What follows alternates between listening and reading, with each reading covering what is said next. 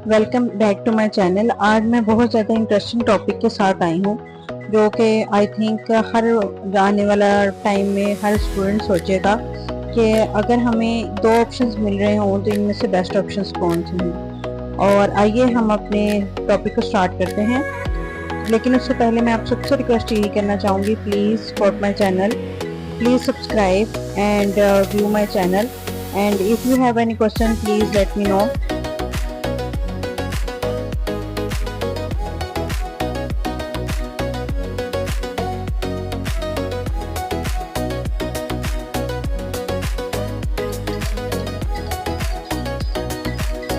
Today our topic is Germany Ausbildung and France alternance, यानी कि इसमें हम स्टडी कर सकते हैं, वर्क कर सकते हैं और अर्न कर सकते हैं।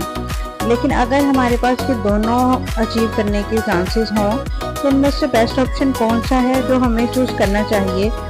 इसके लिए मुख्तलिफ किस्म का क्राइटेरिया बना दिया गया है, लेकिन मैं हर स्टेप को एक्सप्लेन करूँगी ताकि हर स्टूडेंट अपने हिसाब से देख सके कि उसने कौन सा जो प्रोग्राम है वो चूज़ करना है और उसकी रिक्वायरमेंट्स को पूरा करना है।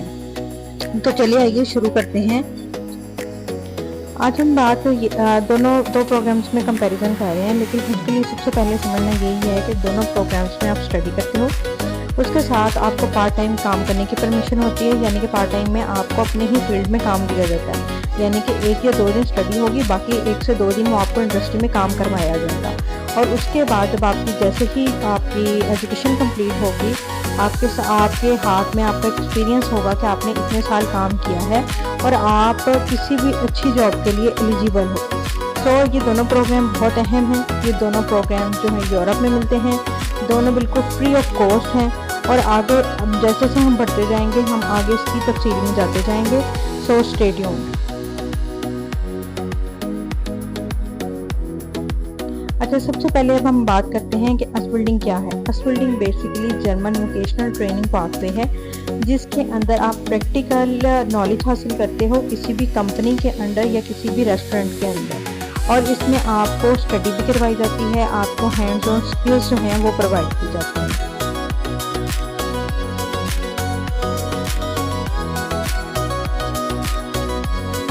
अब हम बात कर लेते हैं कि असबिल्डिंग फील्ड में पॉपुलर फील्ड्स कौन सी हैं।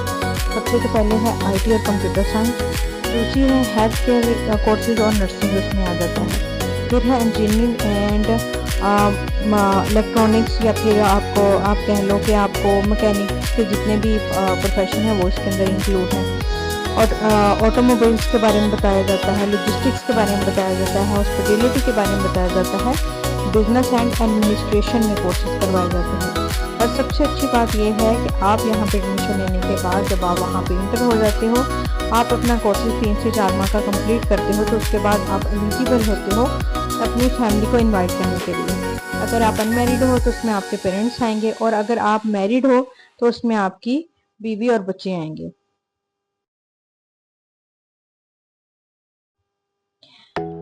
जो अल्टरनेस प्रोग्राम है ये हमें फ्रांस ऑफर करता है। इसमें भी सेम वही है कि आपने एजुकेशन हासिल करनी है, साथ में किसी एम्प्लॉयर के अंडर काम करना है।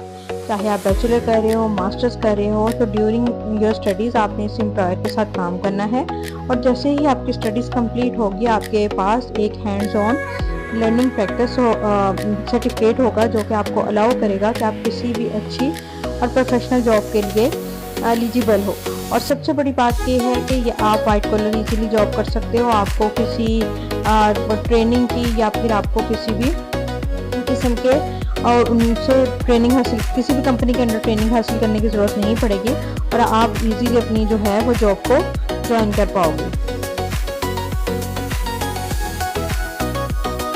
अब हम बात करते हैं कि दोनों के अंदर मेन बिग डिफरेंस क्या चीज़ का है। असबिल्डिंग में बेसिकली क्या होता है कि वोकेशनल ट्रेनिंग पर फोकस किया जाता है, जबकि अल्टरनेस फ्रांस में जो प्रोग्राम है उसमें क्या किया जाता है कि हायर एजुकेशन और वर्क दोनों को इकट्ठा लेके चला जाता है। जो जर्मनी है वहाँ पे आप प्रोफेशनल एजुकेशन हासिल करते हो और एम्प्लॉयमेंट के लिए प्रिपेयर होते हो, जबकि फ्रांस में है कि आप किसी भी यूनिवर्सिटी से ना सिर्फ अपनी क्वालिफिकेशन को गेन करते हो बल्कि आप एक्सपीरियंस भी हासिल करते हो। अच्छा जी, इसके बाद ये है कि क्या दोनों ट्रेनिंग जो हैं फ्री हैं। जर्मनी में हॉर्स बिल्डिंग बिल्कुल फ्री है, लेकिन आपको यूनिवर्सिटी लेवल की डिग्री नहीं दी जाती है। जबकि फ्रांस में जो है वो आपके साथ एक एग्रीमेंट किया जाता है जिसके मुताबिक आपको ट्रेनिंग फ्री भी हो सकती है और उसकी कॉस्ट भी हो सकती है, और साथ में आपको हायर लेवल की डिग्री भी मिलती है। इम्पोर्टेंट इसमें ये है कि आपने जब भी फ्रांस में कोई कोर्स करना है तो आपने चेक करना है कि उसकी जो ट्रेनिंग कॉस्ट है वो कितनी है, और वो उसके एग्जैक्ट जो प्रोग्राम है वो कितना है, और उसके कॉन्ट्रैक्ट में क्या लिखा गया है।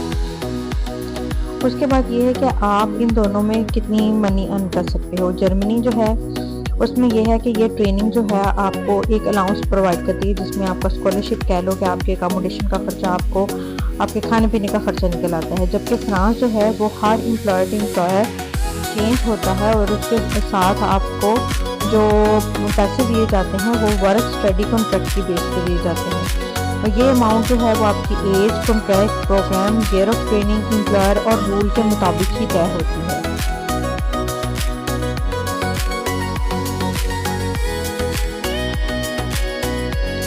अब हम बात कर लेते हैं कि हॉर्स बिल्डिंग के लिए सबसे इम्पोर्टेंट जो फैक्टर है वो कौन सा है।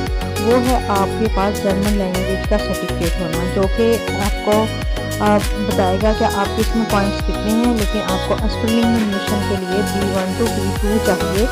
अगर इससे कम में होगा तो आपका एडमिशन नहीं होगा, और ना ही आप स्कॉलरशिप विन कर पाओगे और ना ही आप एडमिशन विन कर पाओगे। लेकिन ये है कि कुछ प्रोग्राम्स ऐसे हैं जो रिलैक्सेशन दे सकते हैं, जैसे कि हेल्थ केयर प्रोग्राम है, तो उसमें आपको इंग्लिश या किसी और लैंग्वेज में थोड़ा सा मार्जिन मिल सकता है।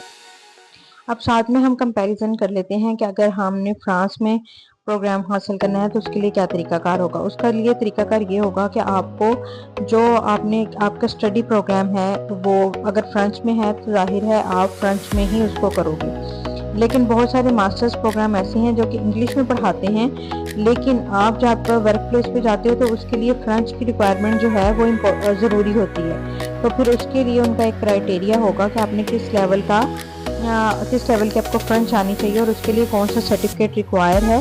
तो ये लाजमी, ये एक इम्पोर्टेंट पॉइंट है जिसको नज़रअंदाज नहीं किया जा सकता।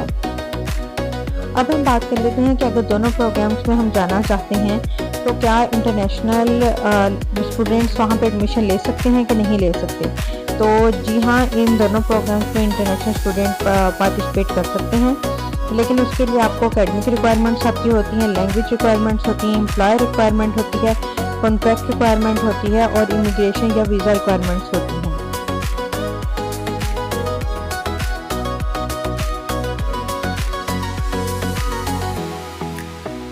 अगर देखें जैसे हॉर्स बिल्डिंग में कोई भी बच्चा एडमिशन लेता है तो उसके लिए क्या होता है कि वहाँ पे वोकेशनल ट्रेनिंग इंस्टीट्यूट में आपका एडमिशन होता है। जैसे यूनिवर्सिटी के एडमिशन का ऑफर आता है वैसे ही आपका हॉर्स बिल्डिंग का आता है। उसके बाद ही वीज़ा अप्लाई होता है और उसके बाद ही आप वहाँ पे जाते हो और अपनी ट्रेनिंग स्टार्ट करते हो। इसी तरीके से फ्रांस में है कि आप अपने वहाँ के प्रोग्राम के मुताबिक अपनी सारी चीज़ें सेंड करते हो, आपको ऑफर लेटर आता है और उसकी बेस पे आप अपना वीज़ा अप्लाई करते हो।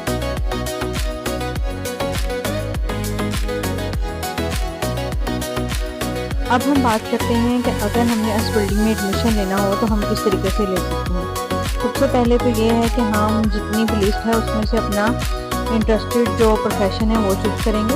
हर प्रोफेशन की अपनी रिक्वायरमेंट्स होती हैं, यानी कि उसकी स्पीकिंग की और जो डॉक्यूमेंट रिक्वायरमेंट्स हैं वो भी मुख्तलिफ हो सकते हैं। तो हम सबसे पहले क्या करेंगे कि उस कोर्स के मुताबिक अपनी रिक्वायरमेंट्स चेक करेंगे, उसी के मुताबिक हम अपने CV को बनाएंगे और डॉक्यूमेंट्स को अरेंज करेंगे। उसके बाद क्या करेंगे, हम जो है इस तमाम डॉक्यूमेंट्स को उसकी वेबसाइट पे अपलोड करेंगे और फिर उसके बाद हमारे पास अगर हमारा वो ऑफ़र लेटर मिल जाता है तो हम कॉन्टैक्ट करेंगे और कॉन्टैक्ट करने के बाद हम फिर उनको डिफरेंट कंपनीज में अप्लाई करेंगे और उन कंपनी की बेस पे हमें ऑफ़र लेटर होगा जो कि हमें आगे वीज़ा की तरफ लेके जाए।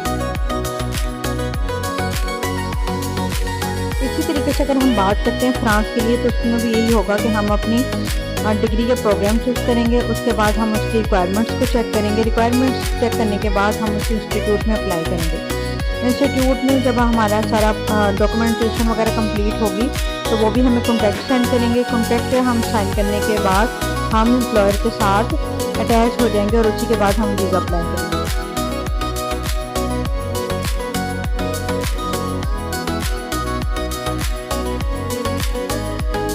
अच्छा जी, उसके बाद ये है कि अगर हमने एडमिशन सिक्योर भी कर लिया तो वो इनफ नहीं होता।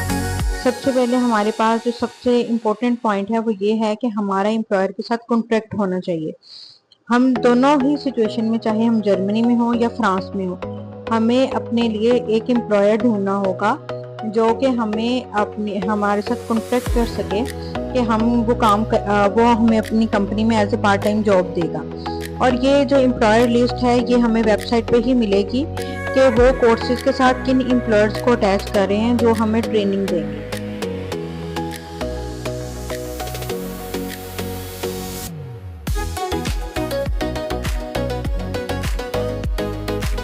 अब हम बात कर लेते हैं कि कौन सा मुल्क जो है वो इजी है वो पूरे प्रोसीजर में। जो जर्मनी है उसके लिए आपके पास जर्मन स्किल्स जो हैं, स्ट्रॉन्ग जर्मन लैंग्वेज स्किल्स वो लाजमी होनी चाहिए। और फ्रांस में जो है वो हमें एम्प्लॉयर को ढूंढना एक चैलेंज है। तो अगर कोई हमें ये कहता है कि बहुत इजी है, कंपटीशन बहुत कम है, तो ये बातें बिल्कुल गलत हैं। आपको अगर जर्मनी में जाना है तो आपको अपनी लैंग्वेज स्किल अच्छी करनी होगी। अगर फ्रांस के लिए आपने अपना प्रोसीड करना है तो सबसे पहले आपने एम्प्लॉयर को ढूंढ के उसके साथ कॉन्ट्रैक्ट करना है।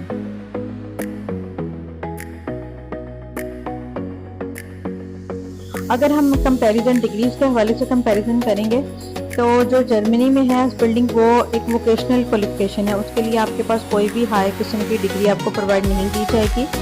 जबकि आप अगर फ्रांस में हैं तो आप बैचलर या मास्टर्स लेवल दोनों की क्वालिफिकेशन हासिल कर सकते हैं और अपने साथ उसके साथ किसी एम्प्लॉयर के साथ कॉन्ट्रैक्ट कर सकते हैं कि हम पार्ट टाइम जॉब करेंगे ताकि आपके पास हैंड ऑन स्किल्स आ सके और आप इजीली अपने जो अपनी ट्यूशन फी जो है वो इजीली मैनेज कर सकते हैं।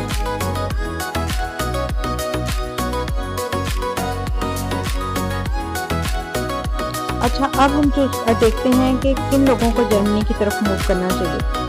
अगर आपको जो है प्रैक्टिकल नॉलेज हासिल करना चाहते हैं, यानी कि आपके पास कोई स्किल है, आप उसको मज़ीद इम्प्रूव करना चाहते हैं, आप वर्क एक्सपीरियंस हासिल करना चाहते हैं और डायरेक्ट ही जर्मन मार्केट जॉब मार्केट में एंट्री चाहते हैं और आप ये चाहते हैं कि आप लर्निंग भी करो और ट्रेनिंग भी करो, तो आपके लिए जो है अस्किल्डिंग जो है वो सबसे अच्छा कोर्स है जो आपको ट्यूशन फी भी नहीं आपको पे करना पड़ती और आप इजीली अपने आप को स्टेबल कर सकते हो।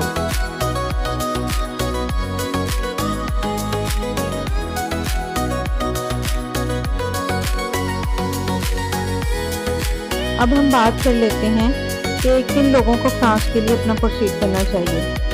जो लोग हायर एजुकेशन हासिल करना चाहते हैं, जिनके पास कुछ ना कुछ प्रोफेशनल एक्सपीरियंस है, उनके पास पहले से कोई ना कोई डिग्री मौजूद है, वो अपनी स्टडी को और एम्प्लॉयमेंट को साथ साथ लेकर चलना चाहते हैं और वो ये चाहते हैं कि वो अपना एक्सपीरियंस जो है किसी फ्रेंच कंपनी के साथ कर सकें, तो ये उनके लिए बेस्ट ऑप्शन है।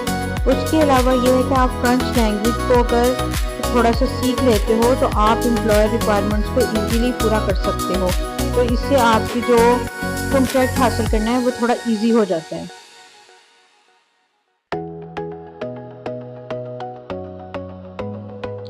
अब हम एक क्विक सा कंपैरिजन देख लेते हैं कि दोनों में क्या फ़र्क है। जर्मनी में जो हॉस्पिटलिंग है वो वोकेशनल पाथवे है, इससे आप प्रैक्टिकल ट्रेनिंग हासिल कर सकते हो, लेकिन ये ट्रेनिंग जो है ये उनकी लिस्टेड एम्प्लॉयर से आपको प्रोवाइड कर सकते हैं।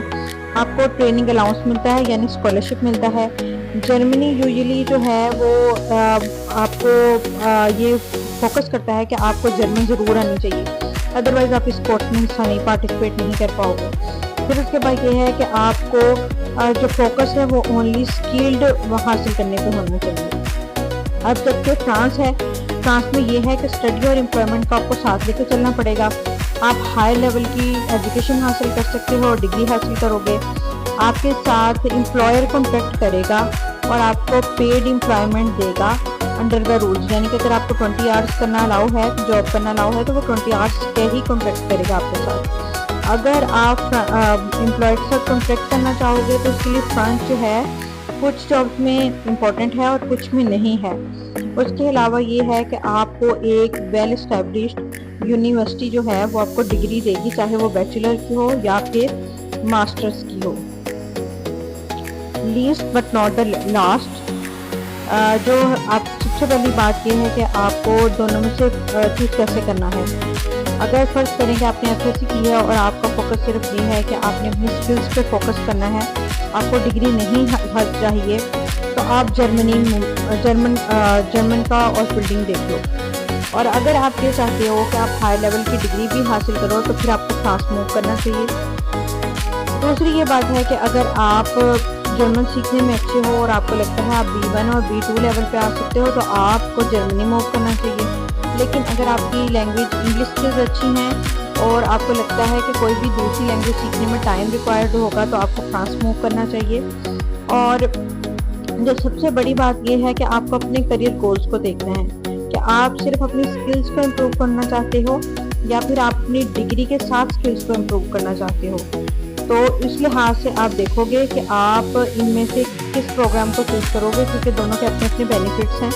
अगर एक आपको स्किल सिर्फ एम्प्लॉयमेंट दे रहा है तो वो आपको डिग्री नहीं प्रोवाइड कर रहा है, लेकिन अगर एक आपको डिग्री के साथ एक्सपीरियंस दे रहा है तो उसको अचीव करना थोड़ा सा मुश्किल है, लेकिन इम्पॉसिबल नहीं है। तो ये अब आपकी हिम्मत पे डिपेंड करता है कि आपके अंदर कितनी हिम्मत है। अच्छा जी, अगर कोई भी आपको एजेंट ये कहता है कि ये 100% फ्री है, आपको गारंटेड वीज़ा मिलेगा, गारंटेड जॉब होगी और नॉन लैंग्वेज रिक्वायरमेंट होगी, तो ये सब कुछ गलत है। आपको किसी भी एजेंट से अगर करवाना भी है तो आप पहले खुद सर्च करो, उसको टाइम दो, फिर उसके बाद आप किसी एजेंट को पैसे पकड़ाओ, क्योंकि एजेंट्स अपने पैसे ले लेते हैं लेकिन वो काम नहीं करते हैं और वो पैसा हमारा ख़राब होता है। तो उससे बेहतर है आप उनके पास जाओ, उनसे मशवरा करो, फिर जो ऑप्शन वो आपको बताते हैं वो आके आप सर्च करो कि वाकई ही वो ऑप्शंस मौजूद भी हैं या नहीं हैं। उसके बाद आप, अगर आपका बिलीव उस एजेंट पे बन जाए तो उससे काम करवाओ, अदरवाइज आप खुद करो, आपको सब कुछ आ जाएगा। और बाकी किसी भी किस्म की हेल्प मुझसे चाहिए हो तो मुझे कमेंट करें, मैं आपकी हेल्प करूंगी।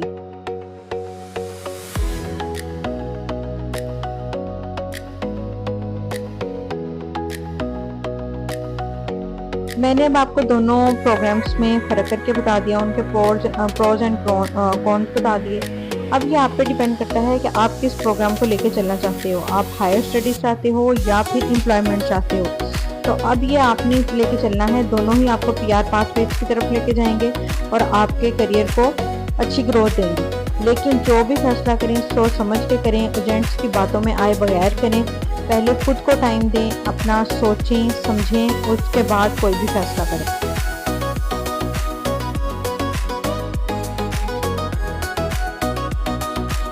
प्लीज़ मेरे चैनल को सब्सक्राइब करें और शेयर करें। और अगर किसी किस्म का भी कोई क्वेश्चन हो तो वो मुझे कमेंट में पूछ सकता है। मैं कोशिश करती हूँ कि हर कमेंट का आंसर करूँ, ताकि आपकी जो भी आपका क्वेश्चन है वो रिजॉल्व हो सके। बाकी आप अपने तौर पे भी सर्च करो, एजेंट से भी रब्ता करो, लेकिन उसकी मशवरों पे फ़ौरन से उसको पैसे पकड़ा के नहीं आने, उससे पहले खुद सर्च करो, फिर उसके बाद ही कोई भी decision low. Hope for the best.